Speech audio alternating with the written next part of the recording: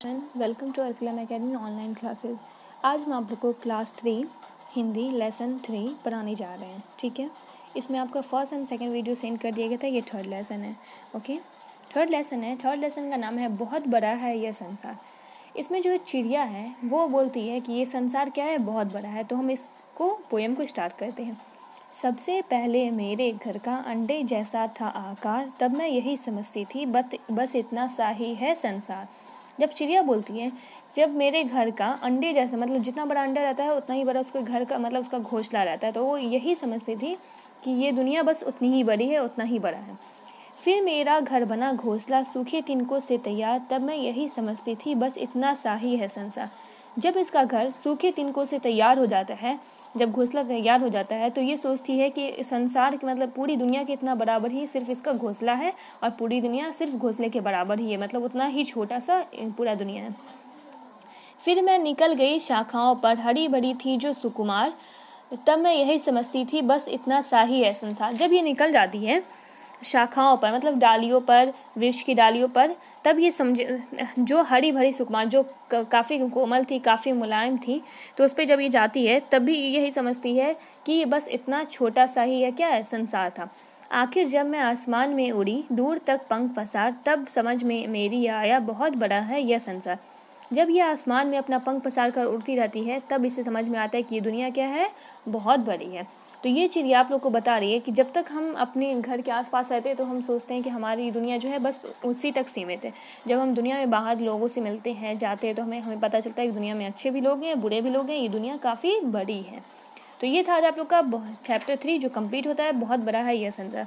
अब इसमें हम आप लोग को ये वर्ड मीनिंग दिया गया है। संसार वर्ड दुनिया, शाखा ब्रांच वृक्ष की डाली, सुकुमार सॉफ्ट कोमल मुलायम, पसार स्प्रेड फैलाना, आकार मतलब साइज बनावट, लंबाई चौड़ाई ऊंचाई इत्यादि, जो भी हो।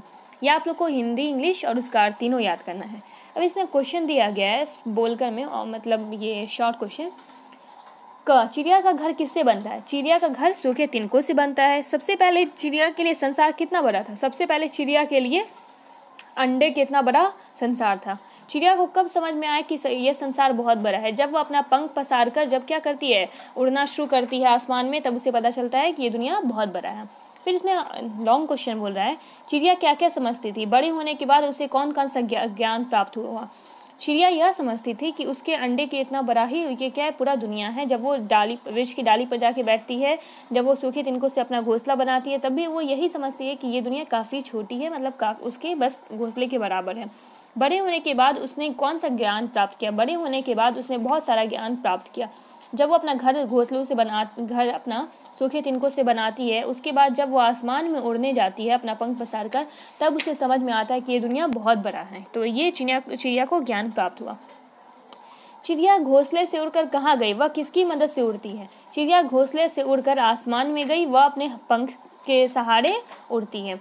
चिड़िया क्या खाती है? वह अपना खाना कैसे जुटाती है? चिड़िया छोटे मोटे कीड़े मकोड़े को खाती है, चावल के दाने, गेहूं के दाने को खाती है, और वह अपना खाना कैसे जुटाती है? वह अपना खाना अपनी चोंच से जुटाती है।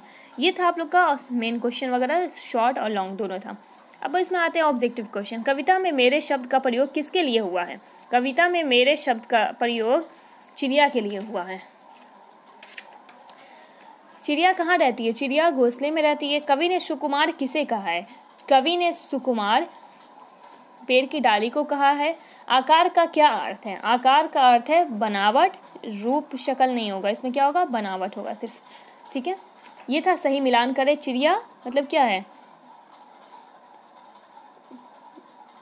इसको आपको मिलाना है। उसके बाद नीचे दिया गया है पंक्तियाँ पूरी करें, तो इसमें इसको पंक्तियाँ को आप लोग को पूरी कर लेना अच्छे से। ठीक है, तो ये था आज आप लोग का चैप्टर 3 जो पूरी तरह से कंप्लीट होता है। Okay, good bye all and please be safe.